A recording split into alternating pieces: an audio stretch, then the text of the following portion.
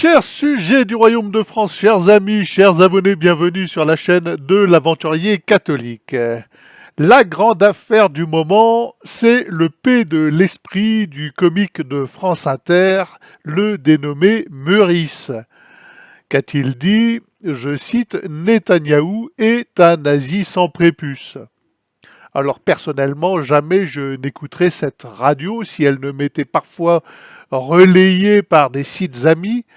Jamais je ne fréquenterai un sinistre clown tel que cet humoriste gauchiste, mais une fois n'est pas coutume, il m'a arraché un sourire. Sa petite saillie est une parfaite synthèse d'un réel que la bien-pensance interdit de dépeindre dans sa crue vérité. Bon, le nazi d'aujourd'hui, certes, n'est pas celui d'hier. Ne cherchez pas de correspondance historique entre ces deux-là. Le nazi d'aujourd'hui est ce que l'imaginaire collectif en a fait. Le monstre parmi les monstres, l'assassin froid et sanguinaire, le racialiste religieux et fanatique, le démon sorti des enfers pour attiser la haine et provoquer les guerres. Et oui, je trouve que Netanyahou n'est pas loin de colère à cette description. Alors tandis que les hommes et femmes et enfants meurent au quotidien à Gaza sous la pluie des bombes d'une entité d'inspiration nazie selon la définition contemporaine que l'on en fait, les cuistres s'emparent de ce mot d'esprit et se montrent au grand jour, montrent leur vrai visage. Ah, le cuistre, nous en connaissons, hein, ce brave citoyen de la République inclusive qui ne verra jamais cette vidéo, qui se sentirait d'ailleurs indigné par mes paroles, offusqué, qui a le bon avis, celui autorisé, qui n'a jamais pensé une seule seconde en dehors du cadre de son téléviseur, de son écran ou par le prisme des penseurs officiels, à qui des enseignants de gauche ont inculqué la vérité vraie sur ses ascendants simiesques, sa grand-mère Lucie, sur la science en général, sur la science vaccinale, sur la sainteté du grand pasteur, sur l'aventure lunaire des Américains, sur les méfaits des croisades, sur la vilaine église qui brûlait des sorcières, qui parfois se dit encore catholique, mais pas croyant en toutes ces fadaises tout de même, hein.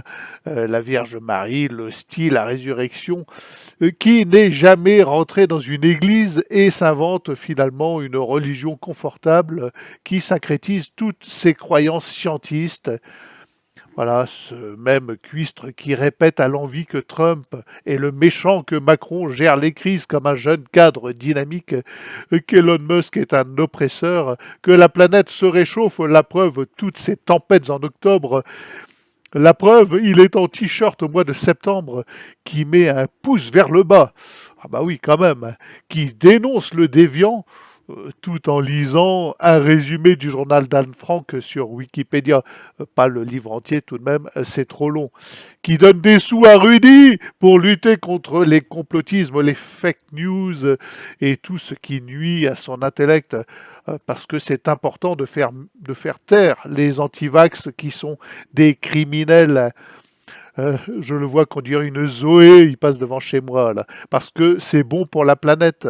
Alors, il n'a pas lu 1984, mais il parle de novlangue à qui veut l'entendre. Il déplore que notre monde commence à y ressembler, mais de toutes ses forces, il pousse le monde dans cette voie. Ah oui, c'est le cuistre de la conformité sans saveur, sans âme, sans intelligence, qui, après avoir face-bouqué Charlie, puis vaccinal, puis réchauffiste, puis aux couleurs de l'Ukraine, ponctue désormais tous ces messages d'une étoile bleue. Ah.